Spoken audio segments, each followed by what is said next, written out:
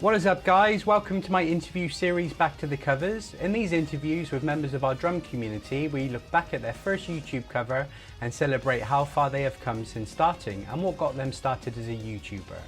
We check out how they've improved their drumming and their setup.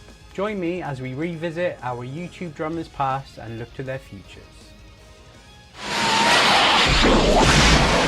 What is up, guys? Welcome to another episode of Back to the Covers. Now, my guest at this time, joining me all the way over the pond in America, is the epic Rich Raw Dawg drums. Yay! There he is. How are you, sir?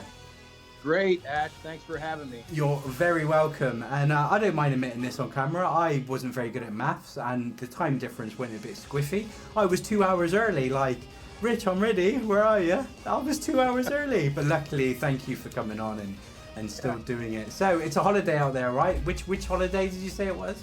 A holiday called Juneteenth. Juneteenth. Wow. June 19th every year. Our President Biden made that a holiday. It's when the slaves were freed. The proclamation. So is it like a brand new holiday? It is. It's only maybe a couple years old. We've been celebrating it. Awesome. I love it. Let's just invent holidays for time off. I love it. Over a day, you get several bank holidays. I couldn't keep up with all those. Oh, we had 3 bank holidays because of the coronation. Oh, yeah. It was great. Now, when I was working in hospitality as a manager, I used to have to work them all, and it was really busy. But for 4 years now, I've been in a job where I don't work weekends or the bank holidays. So I'm loving life right now. I'm loving life. Cool. So thank you for agreeing to come on and doing Back to the Covers. Now, you've already released your remaster, and it's a superb job, and that's what we're going to talk about today. But before we do, of course, we need to talk about the movie franchise that inspired my feel and look for this program. So Back to the Future. So tell me your thoughts on Back to the Future. Back to the Future. Well, of course, I saw that back in 1985 when it first came out. Probably one of my favorite parts is where he goes into the future and he's used to riding a skateboard, and then he goes and he rides the airboard. Yeah. If only they were right about that, right? Because we should have them by now, and they're not a thing. We should have them by now, and I think that was, maybe that was in the second one, the year 2015, right? That's right. Yeah, so we're supposed to be. Yeah, it's 8 years ago, man. What's going on? Yeah. Now, I know you're a civilian working for the Air Force, so have a word. Like, surely the Air Force can do something like that. Yeah, you know what I mean? Well, come on, scientists. Good, have a word. Awesome. Now, which of the 3 movies is your favorite? Would you say number 2 is your favorite with the future stuff? Now, I'm partial to the original, Ash. Everyone pretty much goes that way. No one said number 3. I'm yet to meet somebody that's really into their westerns or their cowboys. It was okay. But hey, it was a great way to wrap it up. Great way to wrap up the series. Cool. So I always like to show off some merchandise at this point. I've run out of Back to the Future merchandise. However, a buddy of mine got me this for my birthday. Do you know what this is? Now it's kind of hard to see, but it's Blunt Man from Blunt Man and Chronic. Oh, or is he Chronic? Yeah. Well, yeah. My buddy that got it from me, we went to Comic-Con as Blunt Man and Chronic. So I was dressed like this. Let me put a picture up for the viewers now. There's a picture of me. I didn't have a beard or anything, or the long hair, but I felt cool. Anyway. We can talk about all those movies because I love all the Jay and Silent. Oh, me too. Me too. Clerks, Jason, Amy, What did you make of the new class? I haven't seen it. I have not seen it. It's a bit predictable, but it's good. Yeah. It's good. And like the main story is like, you know how Kevin likes to take stuff from his own life, so I'm not surprised. But anyway, it's good. Go check it out and let me know what you think. Okay. It's a great movie. I will. Now back to your movie. So this is your Back to the Covers. So we're gonna hop into the DeLorean and we're gonna go into the past to check out your very first cover. So hold on tight. Here we go.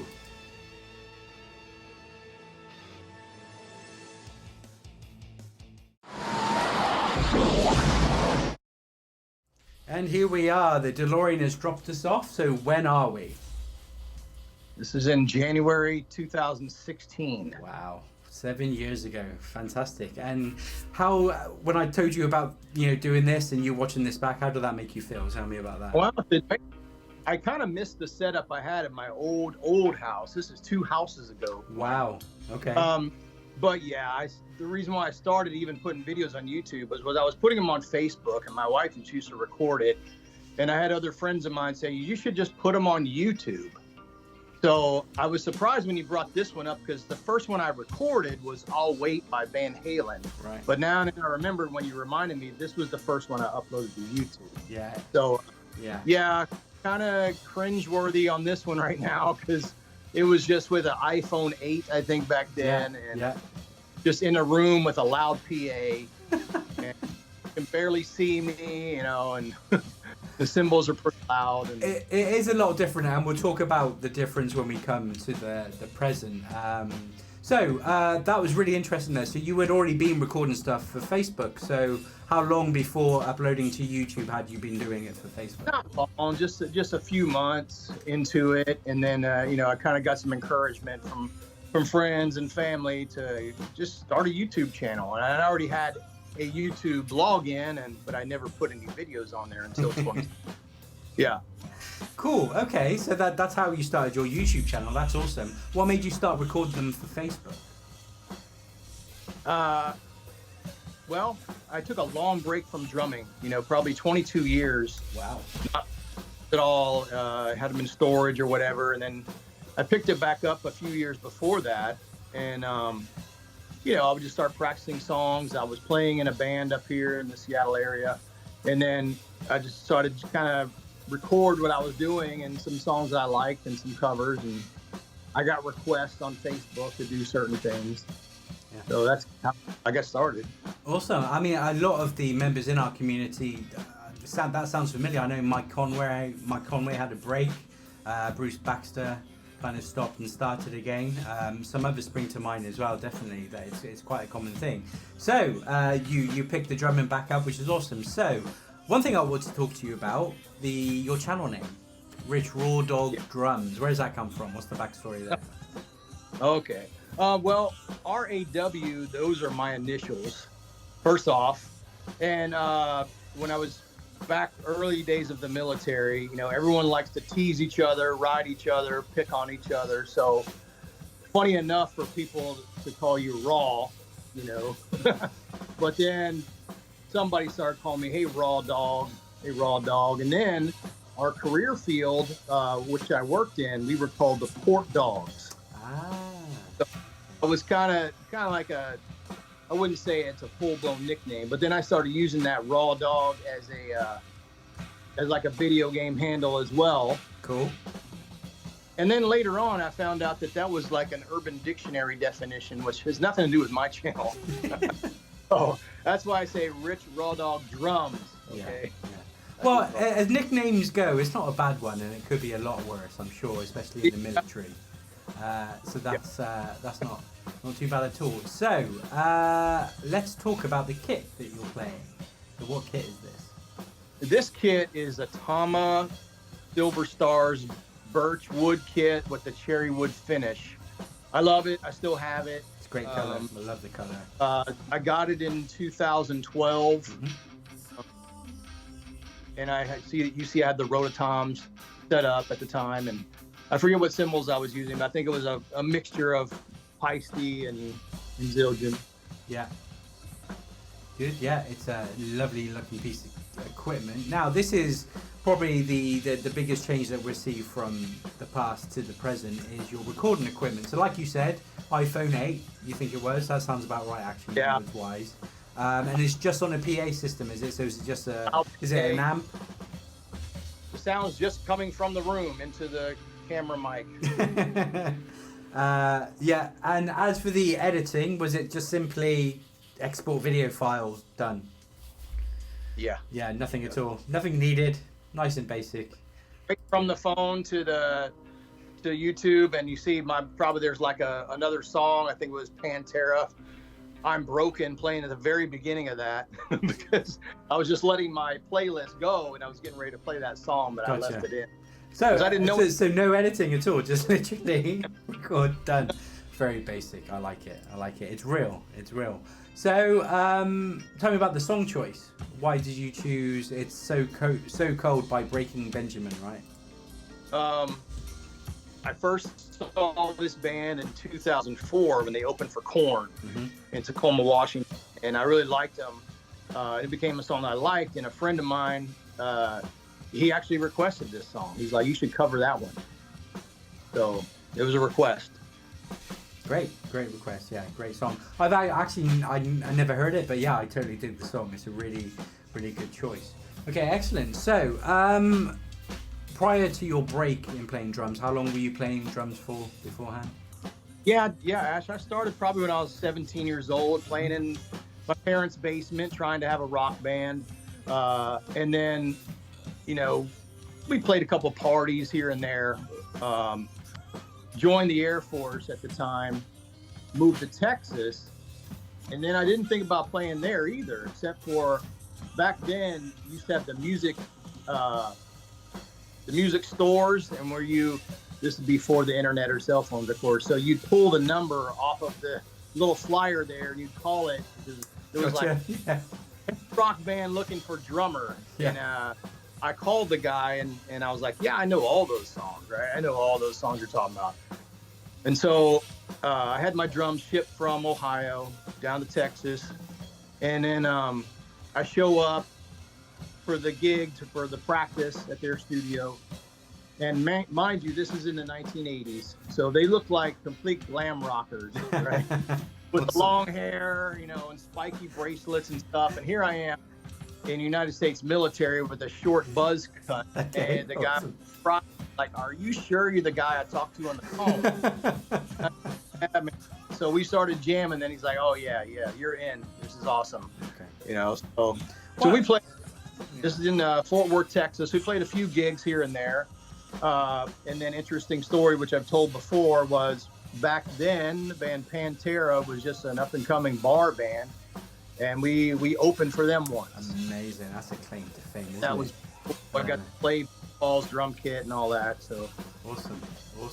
What I love about that story is that you were saying that obviously it was like a glam rockers, and just based on their look, it was like, no, I don't think so. But then as soon as you played, and it's all about the music, it didn't matter because you jammed with them and they liked it. Right. I love that. That's good. Going back to your first band.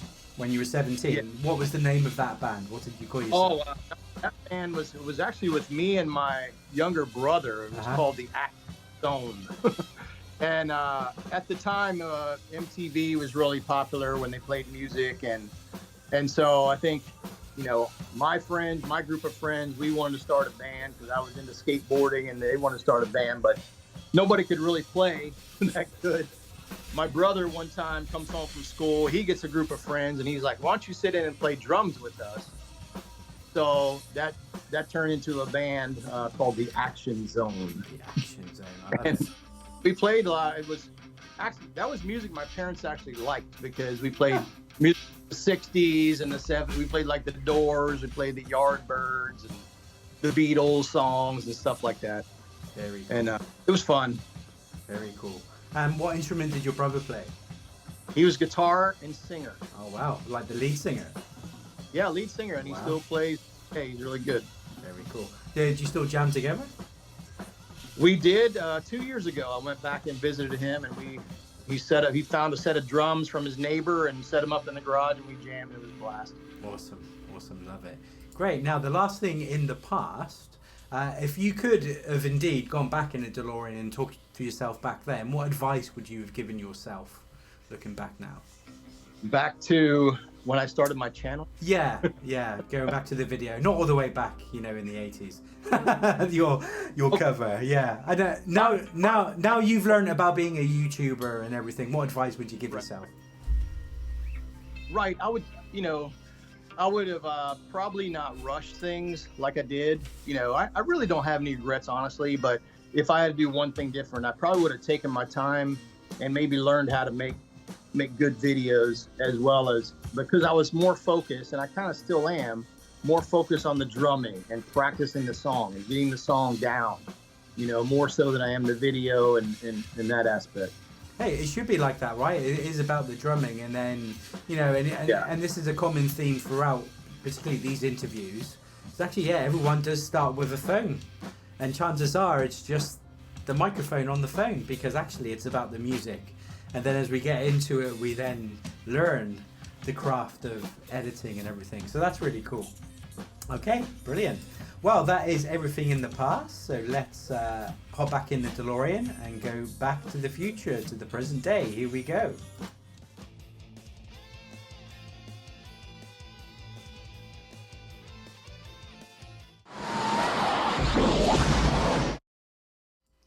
And here we are back in present day, good old 2023, and your remaster of this awesome tune.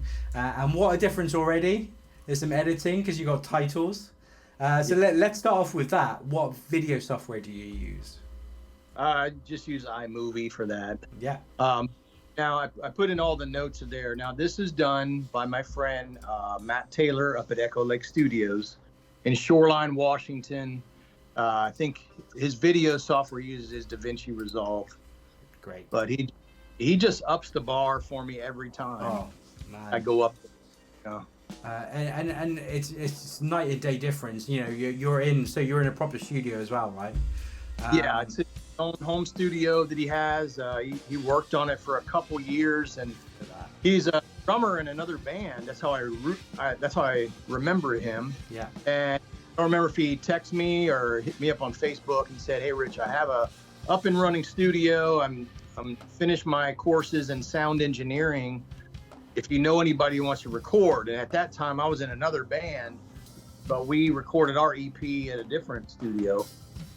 And I asked him, I said, "Have you ever thought about doing drum videos?" And he hadn't.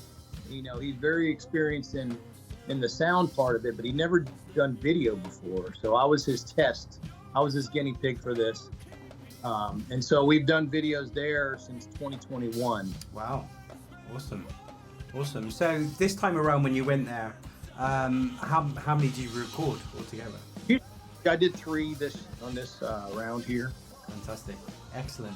But yeah, what production, and how cool is that to go to a proper studio? That is awesome.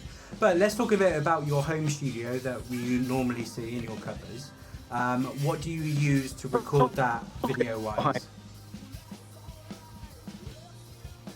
Yeah, so this home studio behind me, so since that very first video, so I've learned about mic placement and, you know, what to use. Of course, I got the iPhone 13 as I use for my camera. Yeah. But I also have a mixer, a Behringer mixer is what I use for the sound. Now, obviously not as good a quality as I can get at the studio, but it's kind of like a half step between, you know, way back when and then studio level. So yeah. And these are usually my practice sessions. The ones I'm doing at home, these are ones that I'm like practicing for a band, or just one that I'm just working on and decide to just hit record and flip the lights on and turn everything on and hit go. Perfect. So again, it's really common for iPhones or any camera to be used, because let's face it, the cameras on our phones are insane now. Absolutely insane. You said you use a Behringer mixer. I'm talking to you through a Behringer mixer. I'm a big fan of it. So how many mics do you have set up? I got the Behringer XR12. I don't have any overhead mics. I used to have a Sabian mic kit, which was just kick and overhead mics. Probably a couple years ago, I went with the full mic. So I mic all the drums, the toms, no miking the overheads, because I found in this room it was too much cymbal noise. So yeah, it's just each tom and then the snare mic and then bass drum mic. Awesome. And what was the learning curve like there to learn to do that? Did you already have experience with that? No, no experience at all. I had some help from others, like I don't know if you know Kelly from KM Can Drum. Yeah. And then there was another guy, Jeff Holden, from his previous channel. He doesn't do videos anymore, but he really helped me out because he also had the Behringer, so he he told me about the settings I should put on the mixer and things like that, and just various others. Michael Perry was another one. Earl Bennett. Earl Bennett, yeah, excellent, great. And again, this is such the cool thing about the community. It's awesome. Yeah. Now, does that record straight to the mixer, or do you use software as well? No, I don't use any software. No. It's still ported to the camera mic. Yeah. My house. Yep. Yeah. Perfect. Okay. Now, obviously, the kit you're playing there is at the studio, isn't it? Yeah, that's a Gretsch kit that he owns, but I'm playing a Drummatic snare that I bring. Hey, nice. Such great custom drums. Now, the kit behind you, your home kit, tell me about that one. That's Ludwig Classic Maple. The finish is called a Citrus Mod. Yeah, and so if you're familiar with the band Cheap Trick, right? No, I've not heard of them. Cheap Trick from the 70s, I Want You to Want Me, songs like that. Dream Police, several songs. Anyway, 70s and 80s music. Bunny Carlos was the drummer for that band, and they did a reissue of his kit in 2018, I believe. And so that's what this is. And he back then called it the Clown Vomit finish. Clown Vomit. So it's psychedelic kind of colors. Other people that like Mike Lewis, I think, was one that called it psychedelic lasagna. And somebody else commented it looked like Skittles. Right. Yeah. Very cool. Cool. Now the kit from your first cover. You said you still got it, right? When do you use that kit? I use it every now and then. I also have a kit that I use for gigs, which is a Tama Superstar Maple kit, and I've had a couple covers over the years with that kit as well. It's kind of like a white silver finish. Yeah, Tama. Very cool. Awesome. So obviously let's talk some more about your channel now. So latest figures as of yesterday, so I'm hoping they're still the same. 2.18k subs, phenomenal. Over 2,000 subs, fantastic. 784 videos. Now obviously they're not all covers, and we'll talk about that in a minute, but it took me so long. There's no quick way of getting to someone's first cover apart from scrolling down. So it took me a good 5 minutes to scroll down to find your first cover. There's no easy way of doing it. But yeah, so wow, that's great. So do you remember when you hit 1,000 subs? When was that? Yeah, I hit 1,000 subs in November 2020. 2020, cool. And how did that feel? Because I remember how it felt for me. I didn't even think I would get 100. I was surprised. 100 because I was like, there's so many other, drum channels out there that, I was just happy that I had that many people. And then, you get to 1,000 and that's amazing. Yeah. I think. Yeah. But hey, it still kept going. So when did you hit 2,000? I hit 2,000, I think this year. Yeah, earlier this year, March or April. Excellent. And what do you enjoy about being a YouTube drummer? This right here, Ash, the interaction, that's the main thing. Because I think if I just put drum covers out and put down all the comments are private and never interacted with anybody, it wouldn't be the same, right? It wouldn't be enjoyable, And I think that's what I try to talk about in our WhatsApp chat with the other DrumTubers. I was like, we support each other, right? Takes a second to go watch or comment on somebody's video, a lot longer than it does to make your own video, right? Yeah, totally. And I know so many people out there, and maybe I was guilty of that in the past. You just sort of put your cover out there and just sit back and hope somebody's going to watch it and comment on it, and that's it. Well, you can't do that, right? You gotta be engaging. You gotta interact with others. You gotta do that sort of thing, and that's what I like about not only the community, but just YouTube overall, is just sharing all that and then getting that feedback from others and then, supporting everyone. And on that note, you are a DrumTuber, which is the community that we started this year. So again, you're always on WhatsApp, you're always engaging with us. So I appreciate you joining the DrumTubers too. And you're one of the founding members. You were very early on launch day, I believe. on launch day. So yeah, it's going good, isn't it? We don't have a massive number, but I don't want it to be massive. It's lovely how it is, I think. I don't want it to be this huge thing. And I think what's happening is, and what I hoped would happen, is that everyone is commenting and interacting and supporting. You know what I mean? Whereas you see other drum communities on Facebook, there's like 10,000 members. Well, none of them are commenting on me and my stuff. No one's supporting me, right? But I can guarantee every single one of our DrumTubers are commenting and watching. It's lovely. It's a lovely thing. Because you guys are epic. I love it. Yeah.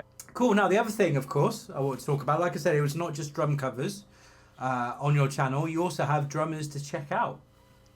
Yes. How long have you been doing that? Couple years, not exactly sure when I started that, but if you remember, Drumman 190 has drummers to watch, and he still has his Facebook page for that. Yeah. So I would just watch people's videos or be researching a song or looking up a song that I was going to cover for my band and see how other drummers were playing it, and I would come across all these drummers. I'm like, I bet you there's a lot of us people that don't know about this and how awesome these drummers are. So then I text Matt on Facebook and I said, well, I know you have drummers to watch, but I'm thinking about doing this. And he was very supportive. He was like, absolutely, Rich, go ahead and do it. That's awesome, you know. Yeah. So I like to pay it forward. And so the drummers to check out, usually, you know, it's ones that have probably less than 500 subscribers or even less than that a lot of us probably would have never known about. And there's a few that I followed for a little bit, and I just want to give them a little shout out that we all know. Yeah. No, I completely match that. Obviously, I have my drum radar, but I did exactly the same thing with Matthew. He inspired it, and I think he was interviewing me when I came up with the concept. I was pretty much ready to launch, and I gave him the exclusive, and I said, is that cool if I do it? And yeah, just like you, yeah, it's all about paying it forward. So exactly the same for me, and it's such a wonderful feeling. And I can see why Matthew did it for so long, and I'm sure Matthew will be back, and I know we miss him dearly. But he's still in the community. He's commenting on videos still. He's just not putting out his own content. He's still there. Right. And Drummers to Watch is everyone still talks about it. It's still active. The community is still there. It's amazing what he's done and continues to do. He is still there. He's just not putting out content, that's all. Everyone needs a break. Everyone needs a break. Definitely one of the early supporters for my channel as well. Yeah. And it was great. Back then, he used to have drum battles. I know you've done something similar to that. Yeah. Things like that in contests. So, yeah, you know, he did a lot for everyone. Yeah.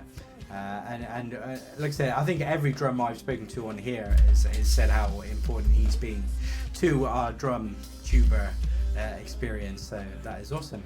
Okay, now last thing in the present, how did you feel remastering this song? I couldn't be happier. I mean, I worked my ass off, honestly, on practicing for this one because you really gave me a good challenge. I appreciate it.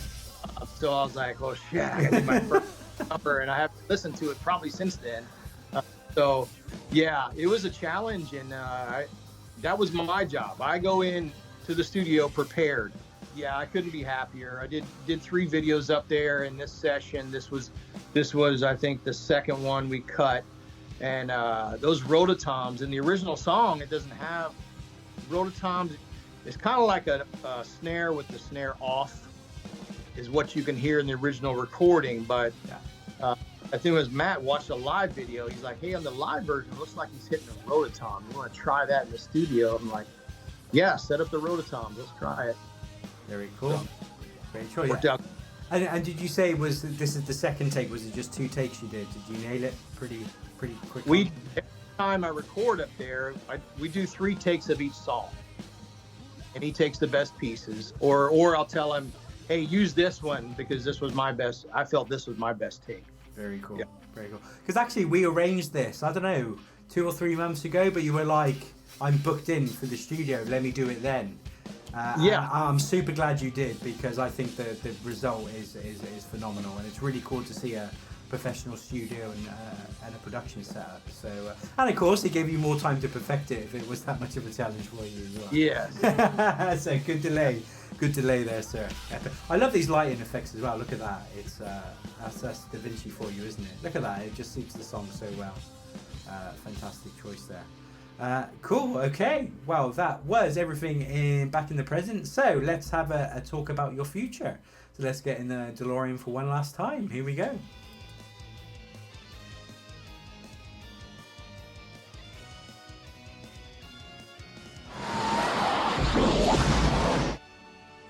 And here we are in the future. Let's talk about any future plans and anything for your YouTube channel. So first of all, it's a bit of an odd question. You might not even thought about it, but you're at 2,000 subs. What do you think the next milestone is for you? What are you aiming for? 2,200. 2,200. Awesome. I like it. Cool. I like it. I'm a fan of that. Very cool. And tell me about any up-and-coming plans for your channel. Yeah, we got, I made 2 videos up at the studio in that same session, so they'll be coming out this summer. In Excess is one of the bands I'm covering, and also Smashing Pumpkins. So those are coming up in the next couple months here. Fantastic. And then also the covers that I made in my home studio that I'll be putting out periodically. And is that once a week you do? How often is your cycle? Rough once a week, sometimes twice a week, depends, Ash. Depends on what my schedule. Good, that's cute. But I'm trying to minimum at least once a week, I think. Excellent. And your drummers to check out, is that a once a month thing? How often do you plan to do that? Monthly, if at all possible. And then we'll have some gigs coming up as well with my band, Full Vinyl Jacket. So we're playing some beautiful locations. We're playing at a winery at the end of this month. So I'll be videoing that, maybe put a song or 2 on there from a gig. Fantastic. Yeah. Amazing. And what's the name of that band? Name of the band is Full Vinyl Jacket. Nice. Very cool. Very cool. I like that. Yep. Very cool. Excellent. Now, any advice for any drummers looking to start a YouTube channel? Yes. Practice. Practice drums first. Yeah. Right. And of course, this is not new for anyone. So watch other drum covers before you decide to put yours out. And if there aren't any drum covers of the song you're covering, then you'll be the roadmap, if you will. You'll be the bar to set. So just practice with your drums first. That's first and foremost. But second, it's okay to use the equipment that you have and know how to use. Yeah. Don't need to invest thousands. Use a phone. Use a PA system, whatever, just get going. You'll get this stuff if it works out. You'll start to learn that bit of it. But yeah, all down to the drums. Drummers first. Drumming first. Exactly. Of course, I like to say support each other. So you can't expect to put a video out on YouTube and then, well, I have 5 people watching it, but nobody's interacting with me. Well, sometimes you have to make that first step, right? You have to reach out to others first at some times. Unless you're very fortunate that you find them through Drummers to Check Out, or Dramatic finds them, or I find you. You might be very lucky, but yeah, get out there, get your name out there first before you're discovered. But hey, we will find you at some point if you are putting out regular content. You will be found by us. We will drag you into this community. Good point. Very cool.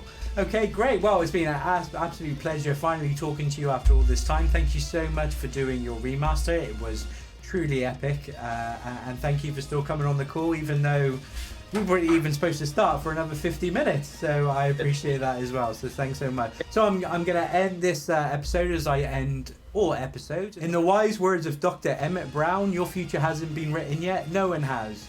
Your future is whatever you make it, so make it a good one. Rich Raw Dawg Drums, you are epic. Thank you very much. Thank you.